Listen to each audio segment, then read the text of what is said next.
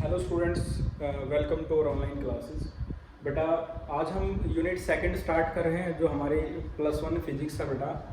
और जो first unit हमने कंप्लीट की है वो है फिजिकल वर्ल्ड एंड मेजरमेंट। अगर उस यूनिट में किसी आर्टिकल में किसी न्यूमेरिकल्स में आपको प्रॉब्लम है तो आप हमें कमेंट सेक्शन में बता सकते हैं, तो वो आपको सोल्व कराया जाएगा। आज हम फ्रेश यूनिट स्टार्ट कर रहे हैं जिसका नाम है काइनेमेटिक्स। अब ये काइनेमेटिक्स हमारी फिजिक्स की ब्रांच है, मैकेनिक्स उसी का पार्ट है। तो मैकेनिक्स पहले पढ़ते हैं। मैकेनिक्स है क्या? Mechanics is that branch of physics in which we study about metal object in motion. Metal object means the object which have mass, shape, size as well as structure. So the condition for metal object is the metal object must have mass, shape, size and structure. Then mechanics is that branch in which we study about metal object in motion, and mechanics is classified into three categories. First is statics. Statics is that branch of mechanics in which we study about metal object at rest. तो बेटा आपको यहाँ बताया जाएगा कि rest और motion है क्या। ये दोनों टर्म काफी रिलेटिव टर्म है और काफी इंपॉर्टेंट है। तो मास और जो रेस्ट और मोशन काफी इंपॉर्टेंट और एब्सोल्यूट टर्म्स हैं, रिलेटिव टर्म्स हैं। इनको अभी आपको आगे बताया जाएगा। स्टैटिक्स के बाद जो सेकंड ब्रांच है वो ब्रांच है बेटा काइनेमेटिक्स। काइनेमेटिक्स में जो हमारी ये जो चैप्टर है ये काइनेमेटिक्स ही है। मैकेनिक्स का हमें सिर्फ काइनेमेटिक्स वाला पार्ट पढ़ना है हमारी सेकंड यूनिट में, और काफ़ी लेंथी पार्ट हमारा ये, काफ़ी इंपॉर्टेंट है। अगर आप मैकेनिक्स को अच्छे से पढ़ना जानते हैं तो स्टैटिक्स के बाद जो सबसे इंपॉर्टेंट पार्ट है वो है बेटा काइनेमेटिक्स। तो काइनेमेटिक्स ही हमारी यूनिट है। इसमें ये जो यूनिट है हमारी 4 पार्ट में क्लासीफाइड की गई है। जो फर्स्ट पार्ट है वो है uniform motion along a straight line, second uniform accelerated motion, and third is vectors, and fourth is motion in a plane, that is projectile motion। तो ये 4 पार्ट में हमारी ये यूनिट है कंप्लीट होगी। काफ़ी इंपॉर्टेंट है कंपटीशन पॉइंट ऑफ व्यू से। नीट चाहे जेई के एग्जाम में भी यहाँ से 3 या 4 क्वेश्चन हर बार पूछे जाते हैं। तो kinematics is that branch of physics in which we study about metal object in motion without considering the forces या अफेक्ट ऑफ फोर्सेस। तो बेटा काइनेमेटिक्स के अंदर हम जरूर पढ़ेंगे कि बॉडी मोशन में है, लेकिन बॉडी का मोशन किन कारणों से है, कौन कौन से बॉडी पर फोर्स लग रहे हैं, हम उन फोर्स को डिस्कस नहीं करने वाले। यानी कि यहाँ हम पढ़ने वाले हैं speed, velocity, distance, displacement, acceleration को। और हम यहाँ ये नहीं पढ़ेंगे कि force is equal to mass into acceleration होगा, वो हम थर्ड यूनिट में पढ़ेंगे जो कि है लॉज ऑफ मोशन। तो काइनेमेटिक्स में बॉडी मोशन में होगी और फोर्स को कंसीडर नहीं करना किन कारणों से फोर्स है। और जो थर्ड ब्रांच है बेटा वो है dynamics. Dynamics is that branch of mechanics in which we study about metal object in motion with considering the various forces causing motion. जिन कारणों से बॉडी मोशन में है हम उनको भी विस्तार से डीपली पढ़ेंगे, वो ब्रांच होगी बेटा डायनामिक्स। तो ये था बेटा मैकेनिक्स का इंट्रोडक्शन। अब हम स्टार्ट करें हमारी काइनेमेटिक्स है क्या। काइनेमेटिक्स के बारे में आपको पता लगी गया बेटा। अब मुझे आपको 2 टर्म जो है ये रेस्ट और मोशन, इनको एक्सप्लेन करना है बेटा। रेस्ट और मोशन। रेस्ट और मोशन जैसे कि मैंने बताया रिलेटिव टर्म्स हैं। इनको अच्छे से अंडरस्टैंड करने के लिए आपको पता होना चाहिए फ्रेम ऑफ रेफरेंस का। अब ये फ्रेम ऑफ रेफरेंस है क्या, तो थोड़ा सा मैं पहले रेस्ट और मोशन डिफाइन करता हूँ, देन हम फ्रेम ऑफ रेफरेंस पढ़ेंगे। Rest, a body is said to be at rest if its position doesn't change with respect to time, with respect to position, sorry with respect to plane. जिसकी with respect to time और with respect to जो dimension है हमारी, उसकी body की position change ना हो, हम उसे कहेंगे कि बॉडी रेस्ट में। जैसे कि बेटा मार्कर मैंने यहाँ होल्ड कर रखा है, अगर मैं इस बोर्ड को अगर ओरिजिन कंसीडर कर लेता हूं तो आप देखें समय के साथ इसकी पोजीशन में कोई चेंज नहीं है। ठीक है, किसी भी अगर आप मुझे ओरिजिन कंसीडर करें तो मेरे रिस्पेक्ट में भी इसकी पोजीशन फिक्स है। ये पीछे अलवीरा है बेटा, इसके रिस्पेक्ट में भी इसकी पोजीशन फिक्स है। तो हम इस बॉडी को बोल सकते हैं कि रेस्ट में। बट प्रॉब्लम क्या है बेटा, अगर कोई पर्सन अर्थ से बाहर, यानी कि अर्थ से बाहर है, चाहे वो बेटा चाहे किसी भी प्लेनेट पर, जुपिटर पर है, तो वहां से उसे क्या दिखाई देगा कि अर्थ रोटेट होगी। और अर्थ की ये ऑब्जेक्ट भी अर्थ के अंदर है, ये भी रोटेट होगा, इस रोटेट होगा तो इसकी भी पोजीशन चेंज होगी। तो अगर अर्थ से बाहर कोई पर्सन है उसके लिए ये बॉडी मोशन में है, और मेरे रिस्पेक्ट में अगर इस बोर्ड के रिस्पेक्ट में बात की जाए, इस अलमीरा के रिस्पेक्ट में बात की जाए, तो ये जो मार्कर है वो है रेस्ट में, क्योंकि इसकी पोजीशन में कोई चेंज नहीं आया with respect to time, with respect to surrounding. यहीं से ही हमें रिक्वायरमेंट हुई बेटा फ्रेम ऑफ रेफरेंस की। अब मैं पहले मोशन और बताऊंगा, फिर फ्रेम ऑफ रेफरेंस बताऊंगा। मोशन हम कब कहेंगे कि कोई बॉडी मोशन में है? An object or material object is said to be in motion if its position changes with respect to time, with respect to surrounding। जैसे बेटा ये मार्कर है, ये देख लो मेरे रिस्पेक्ट में भी और बोर्ड के रिस्पेक्ट में भी इसकी पोजीशन चेंज हो रही है, तो हम इसे कह सकते हैं कि ये मोशन है। Rest and motion both are relative terms. कैसे बेटा? अब फ्रेम ऑफ रेफरेंस पहले मैं आपको एक्सप्लेन करता हूँ कि जैसे बेटा ये हमारे पास 3 डायमेंशनल रीजन है। 3 डायमेंशनल रीजन का मीनिंग है एक्स, वाई और जेड। ये 3 डायमेंशन रीजन में यहाँ ये मार्कर है, ये इसकी position along X, along Y और अलोंग जेड, ये इसकी पोजीशन होगी बेटा। अब ये पी पॉइंट है जहां पर इस मार्कर को रखा गया है, तो इसके जो कोऑर्डिनेट होंगे वो है x1, y1 और z1। ये ओरिजिन है 0, 0 और 0, ये ओरिजिन है O। अब बेटा चाहे टाइम हमें क्लॉक वॉच, स्टॉप वॉच रखते हैं और हम टाइम 2 मिनट, 3 मिनट, 4 मिनट ऐसे समय हमारा स्पेंड होगा, आप देखना इसकी पोजीशन यही फिक्स है।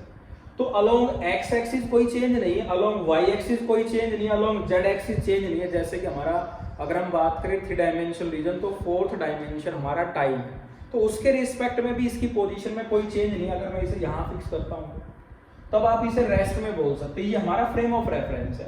अब इसके रिस्पेक्ट में मैं एक और फ्रेम ऑफ रेफरेंस ले रहा हूँ, ये फ्रेम ऑफ रेफरेंस अगर v वेलोसिटी से चल रहा है, मूव कर रहा है, यही फ्रेम ऑफ रेफरेंस, यानी कि मार्कर यहाँ फिक्स है और कोई एक स्टूडेंट यहाँ से चल रहा है और वो हमारा फ्रेम ऑफ रेफरेंस है, तो उसके रिस्पेक्ट में इस बॉडी की पोजीशन तो चेंज होगी। तो यानी कि इस फ्रेम ऑफ रेफरेंस के लिए ये ऑब्जेक्ट रेस्ट में है और कोई दूसरा फ्रेम ऑफ रेफरेंस जो कि मूविंग है उसके लिए क्या होगा, ये रेस्ट की बजाय मोशन में। इसमें हम एक एग्जांपल और लेंगे बेटा, जैसे कि स्कूल बस में जो स्टूडेंट ट्रेवल करते हैं, जैसे कि ये एक बस का, जहां से बस स्टार्ट करती है और ये कोई स्कूल है, यहाँ उस बस को जाना, ये जो टोटल जो रास्ता है वो 10 किलोमीटर का है। अब इस रास्ते में एक स्टॉपेज यहाँ आता है, ए स्टॉपेज, और दूसरा स्टॉपेज यहाँ है बी, और तीसरा स्टॉपेज है ये स्कूल। यहां से बस को चलना है। बस जैसे मॉर्निंग में बेटा 7:20 AM बस स्टार्ट होती है, चलना शुरू करती है। यहाँ का टाइमिंग है 7:30 और यहाँ का टाइमिंग है 7:50 और यहाँ 8 o'clock बस स्कूल में पहुंच जाती है। अब यहाँ जो भी स्टूडेंट होंगे वो अपना फ्रेम ऑफ रेफरेंस ये डिस्टेंस लेके चलेंगे। जैसे ये डिस्टेंस है 2 किलोमीटर और ये डिस्टेंस है बेटा 5 किलोमीटर और ये जो डिस्टेंस है ये 3 किलोमीटर। अब यहाँ जो स्टूडेंट होंगे, इस ए स्टॉपेज पर जो भी स्टूडेंट होंगे वो उनको जो टाइम दिया जाएगा 7:20 से 7:30 AM, यानी कि यहाँ जो स्टूडेंट आएंगे वो 7:30 से थोड़ा पहले पहुंचेंगे, ठीक है। अगर वो स्टूडेंट 7:30 की बजाय 7:40 होंगे तो बस जा चुकी होगी बेटा यहाँ से। तो जैसे कि बस की टाइमिंग है 7:30 और ये डिस्टेंस है 2 किलोमीटर, तो यहाँ वाले स्टूडेंट का फ्रेम ऑफ रेफरेंस ये होगा। यहाँ जो स्टूडेंट है उनके लिए फ्रेम ऑफ रेफरेंस ये रहेगा बेटा, और जो स्टूडेंट यहीं से चलते हैं उनका फ्रेम ऑफ रेफरेंस 7:20 होगा। यहाँ वाले स्टूडेंट के लिए बस स्कूल का डिस्टेंस रहेगा बेटा 8 किलोमीटर और जो टाइम है 7:30 होगा। यहाँ वाले स्टूडेंट्स के लिए डिस्टेंस है 3 किलोमीटर और टाइम होगा 7:50। वो अपने मोशन को 7:50 से स्टार्ट करेंगे, यहाँ वाले 7:30 से स्टार्ट करेंगे। ये भी फ्रेम ऑफ रेफरेंस हो सकता है कि स्कूल में उनकी पोजीशन क्या हो, क्लियर। तो बेटा हमें फ्रेम ऑफ रेफरेंस की नीड है। अगर हम किसी ऑब्जेक्ट के रेस्ट और मोशन को डिफाइन करना चाहते हैं तो हमें फ्रेम ऑफ रेफरेंस है कि हमें पता होना चाहिए। अब फ्रेम ऑफ रेफरेंस को डिफाइन कर लेते हैं, क्या फ्रेम ऑफ रेफरेंस, फिर रेस्ट और मोशन को डिफाइन करेंगे। तो देखिए बेटा, the frame of reference, the frame of reference is a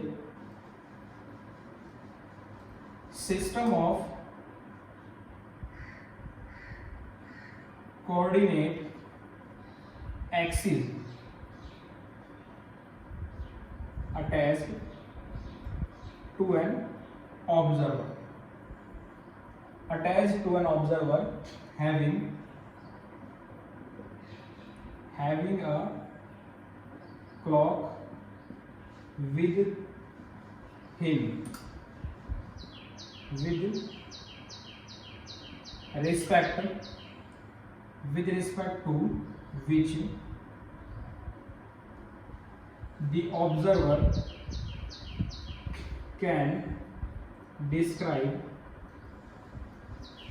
with respect to which the observer can describe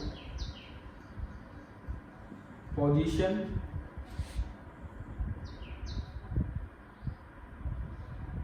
displacement and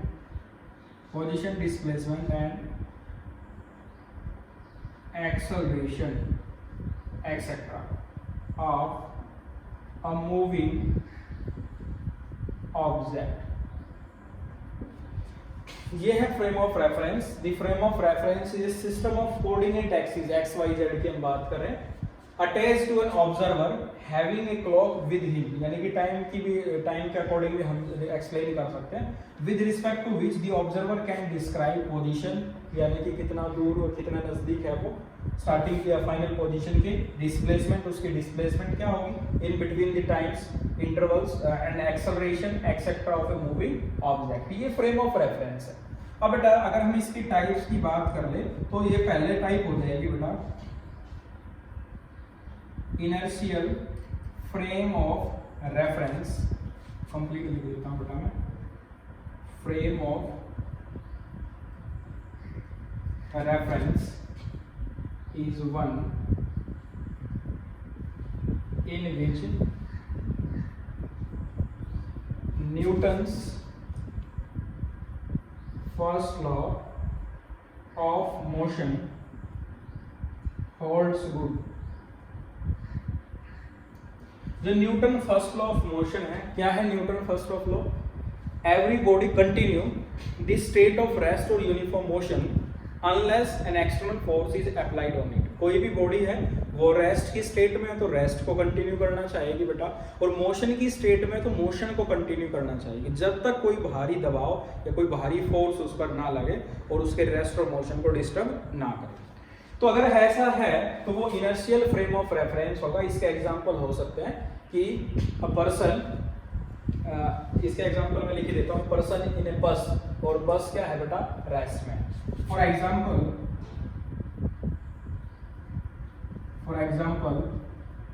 frame of reference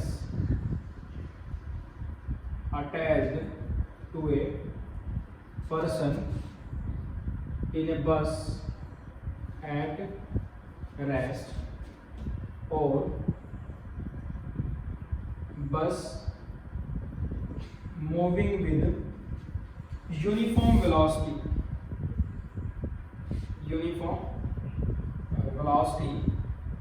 along a straight line path. Frame of reference attached to a person in a bus at rest or moving with uniform velocity along a straight line path. ये frame of reference inertial frame of reference होगा. Second, first अगर inertial है तो second is non inertial frame of reference. Non inertial frame of reference. Non inertial frame of reference is one in which Newton first law of motion does not hold good. यहाँ hold good का बेटा इसमें आ जाएगा does not hold good. और इसके example है frame of reference attached to a person moving with variable speed. moving with variable speed, अलग अलग स्पीड से मूव करेगा तो बेटा वो non inertial frame of reference. अब रेस्ट की और मोशन को डिफाइन कर लेंगे इस फ्रेम ऑफ रेफरेंस के according. a body is said to be at rest if its position does not change with respect to time, with respect to surrounding. And a body is said to be in motion if its position changes with respect to time, with respect to surrounding. अब बेटा अगर हम बात करें इस motion की तो motion को हम तीन तरह से क्लासीफाई कर सकते हैं। First is one dimension motion, second is two dimension motion, third is three dimension motion. One dimension motion according to dimension ये टाइप है मोशन की। वन डायमेंशन जिसे हम 1D बोल सकते हैं। जैसे कि हमारे पास ये तीन एक्सिस हैं एक्स वाई जेड। इन तीनों एक्सिस में सिर्फ एक एक्सिस के अकॉर्डिंग बॉडी की पोजीशन को हम स्पेसिफाई कर सकते हैं। The type of motion in which one coordinate out of three is required to specifying the position of an object is known as one dimension motion. इन तीनों में से कोई एक डायमेंशन चेंज हो, यानी कि बॉडी जो है वो सिर्फ एक्स एक्सिस मूव कर रही है, यानी कि 1 सेकंड के बाद बॉडी की पोजीशन यहाँ है, 2 सेकंड के बाद यहाँ, 3 सेकंड के बाद यहाँ, 4 सेकंड के बाद यहाँ, 5 सेकंड के बाद यहाँ। आप देख रहे हैं ना, तो वाई चेंज हो रहा है बेटा और ना ही जेड एक्सिस चेंज हो रहा है, वो सेम है। सिर्फ चेंज किस में है बेटा, एक्स एक्सिस में। या हम एक एग्जांपल और ले सकते हैं इसमें कि बॉडी जो है वो इनिशियली ओरिजिन पर है यहाँ पर इस फ्रेम ऑफ रेफरेंस के अकॉर्डिंग, और उसकी पोजीशन टाइम के साथ ऐसे चेंज हो रही है सिर्फ एक्स एक्सिस में। वाई भी जीरो है और जेड एक्सिस भी जीरो है। तो ये जो मोशन होगा ये वन डायमेंशन है, जैसे कि motion of an object in a straight line path, motion of a bus, motion of a scooter, motion of a cycle etcetera. अब वन डायमेंशन का एक एग्जांपल और भी हो सकता है कि अगर हम फ्री फॉल की बात करें तो फ्री फॉल मींस अगर हम किसी बॉडी को ऐसे रिलीज करते हैं ऐसे, तो जैसे इस मार्कर की जो कैप है ये फ्री फॉल हो रही है बेटा, ठीक है। तो ये था फ्री फॉल या इसे फ्री फॉलिंग बॉडी हम कहेंगे। तो ये वन डायमेंशन है बेटा। तो वन डायमेंशन में ऐसा जरूरी नहीं है कि एक्स ही हो, एक्स वाई जेड ये तीन कोऑर्डिनेट है, इन तीनों कोऑर्डिनेट में से कोई भी एक कोऑर्डिनेट चेंज हो रहा हो, यानी कि बॉडी की पोजीशन सिर्फ एक कोऑर्डिनेट के जरिए हम एक्सप्लेन या स्पेसिफाई कर सकते हैं। That type of motion is known as one dimension motion. Clear? And second is two dimension motion. अब आपको वन डायमेंशन क्लियर हो गया तो टू डायमेंशन का और थ्री डायमेंशन का भी आइडिया हो जाएगा बेटा। तो टू डायमेंशन में तीन कोऑर्डिनेट में से कोई दो कोऑर्डिनेट चेंज होंगे। The type of motion in which two coordinate out of three is required to specify the position of an object is known as two dimension motion. Two dimension में बेटा आपके x और Y भी हो सकते हैं, x और Z भी हो सकते हैं, वाई और जेड भी हो सकते हैं बेटा।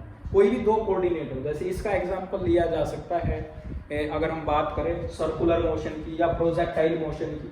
जैसे कि मैं यहाँ से किसी बॉल को थ्रो करता हूँ, बॉल को मैं ऐसे फेंक रहा हूँ, आप देख रहा हो जाकर ऐसे आए, तो आप देखोगे यहाँ एक्स वाई अलग है, ये एक्स है और ये वाई है।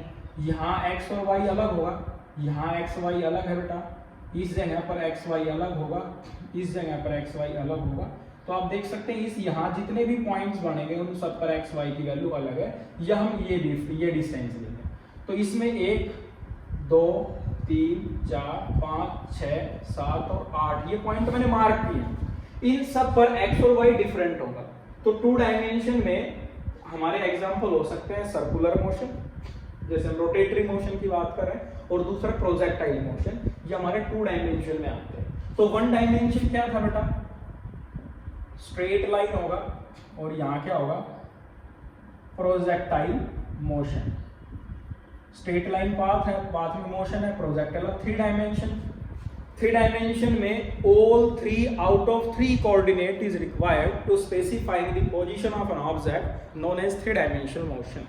थ्री डायमेंशन में स्पेस होगा बेटा, पूरा स्पेस का यूज होगा। जैसे कि पूरा रूम है या पूरा कोई कंटेनर हम अज्यूम कर लें और उसमें कोई पार्टिकल है, गैस मॉलिक्यूल है और वो रैंडम मोशन में है। रैंडम मोशन में तो तीनों कोऑर्डिनेट जरूरी है उसकी पोजीशन को एक्सप्लेन करने के लिए, along X axis, along Y axis and along Z axis. दूसरा एग्जांपल इसमें हो सकता है बेटा काइट का एग्जांपल है, तीसरा एग्जांपल इसमें एरोप्लेन का हो सकता है, और बर्ड का एग्जांपल भी हो सकता है, फ्लाइंग ऑफ ए बर्ड या मोशन ऑफ ए बर्ड हो सकता है। ये सारे आएंगे थ्री डायमेंशन के केस में। तो बेटा मैंने आपको मैकेनिक्स की ब्रांच बताई है, फिर रेस्ट और मोशन और फ्रेम ऑफ रेफरेंस बताया, और अभी मोशन की मैंने 3 टाइप आपको बताई। अब अगर बात करें इस काइनेमैटिक्स में, तो काइनेमैटिक्स के अंदर जैसे कि आपने पहले भी पढ़ा होगा, 3 इक्वेशन पढ़ी है आपने, v = u + at, s = ut + ½ at², v² = u² + 2s। ये लीनियर मोशन में रोटेटरी मोशन में भी इक्वेशन ऐसे 3 ही। तो काइनेमेटिक्स के अंदर हमारे पास कुछ फिजिकल क्वांटिटी है, वो फिजिकल क्वांटिटी है जैसे कि distance and displacement, speed and its types, velocity and its types. जैसे स्पीड की टाइप्स का meaning uniform speed, non uniform speed, instantaneous speed, और बात करें बेटा एवरेज स्पीड, वेलोसिटी में भी यही टाइप होगी बेटा, uniform velocity, non uniform velocity या एवरेज वेलोसिटी, इंस्टेंटेनियस वेलोसिटी और एवरेज वेलोसिटी, ये इनकी टाइप्स है। स्पीड वेलोसिटी फर्स्ट है, डिस्टेंस, डिस्प्लेसमेंट सेकंड, थर्ड और फोर्थ है बेटा एक्सेलरेशन। एक्सेलरेशन की भी टाइप है uniform acceleration, non uniform acceleration, instantaneous acceleration की बात की जाए, और ऐसे ही कुछ टर्म्स आप इसमें पढ़ेंगे एक्सेलरेशन। और बेटा एक टर्म जो है वो रिलेटिव टर्म होगी ही। तो ये सारी फिजिकल क्वांटिटी आपको पहले अंडरस्टैंड करनी है। हमारे पहला जो चैप्टर है काइनेमैटिक्स का, उसमें आपको ये सारी क्वांटिटी बताई जाएगी। ये physical quantity like distance, displacement, speed, velocity, scalar, vector, ये आप पहले भी पढ़ चुके हैं 9th स्टैंडर्ड में। अब ये दोबारा से एक बार फिर से आपको पढ़ाई जाएगी फर्स्ट चैप्टर में। अगर आपको अच्छे से आती है तो इसको समझना आसान रहेगा, नहीं तो बेटा आप इनको एक बार अच्छे से पढ़ें, फिर आपको काइनेमैटिक्स जो है अच्छे से समझ आएगी। फिर काइनेमैटिक्स में जो आपको रीड करना है, रीड करने के लिए पहला है motion in a straight line. Most important है बेटा, अक्सर क्वेश्चन यहां से आता है motion in a straight line, चाहे वो ग्राफिकल क्वेश्चन आ सकते हैं बेटा, आपसे एवरेज स्पीड और एवरेज वेलोसिटी के न्यूमेरिकल पूछे जा सकते हैं। और सेकंड काइनेमैटिक्स से आपको स्टडी करना है बेटा motion in a plane. Motion in a plane, plane मैंने बताया 2 डायमेंशन मोशन होता है, स्ट्रेट लाइन जैसे मैंने बताया 1 डायमेंशन मोशन है। और इसमें एक एग्जांपल लेते हैं हम प्रोजेक्टाइल का, प्रोजेक्टाइल मोशन काफी इंपॉर्टेंट है। प्रोजेक्टाइल हमारा आखिरी जो पार्ट होगा काइनेमैटिक्स का, वो मोशन इन ए प्लेन है, दैट इज प्रोजेक्टाइल मोशन। जिसमें हम हॉरिजॉन्टल और एंगुलर प्रोजेक्टाइल पढ़ेंगे। तीसरी जो हमारी टाइप है जो हमें यहाँ से पढ़ना है वो है, ये सेकंड था बेटा, ये फर्स्ट था, और थर्ड जो हमारा जो काइनेमैटिक्स में हमें पढ़ना है वो है रिलेटिव मोशन। रिलेटिव मोशन, अब ये मोशन क्या है बेटा, क्योंकि जब भी हम किसी भी ऑब्जेक्ट की बात करते हैं तो हम रिलेटिव स्पीड की ही बात करते हैं। जैसे कि बेटा मैं इस मार्कर की बात करता हूँ, अगर मैं अब मुझे फ्रेम ऑफ रेफरेंस लिया जाता और ये मार्कर मोशन में है, तो बेटा मेरी जो वेलोसिटी है मेरे फ्रेम ऑफ रेफरेंस की वो 0 होगी, और इसकी वेलोसिटी जिस स्पीड से मूव कर रहा है वो होगी। तो जब भी हम स्पीड की बात करेंगे तो v ऑब्जर्वर माइनस क्या है, v बॉडी की स्पीड दी जाएगी। तो बेटा हम ये रिलेटिव टर्म ही पढ़ते हैं, डिस्टेंस, डिस्प्लेसमेंट, ये सभी रिलेटिव टर्म्स हैं। तो बेटा हमें इन्हीं सब के बारे में जानना है। तो काइनेमैटिक्स में ये हमारा इंट्रोडक्शन था। नेक्स्ट क्लास में जो हम स्टार्ट करेंगे वो होगा हमारा motion in a straight line. तो बेटा मिलते हैं नेक्स्ट लेक्चर में। Thanks for watching the video.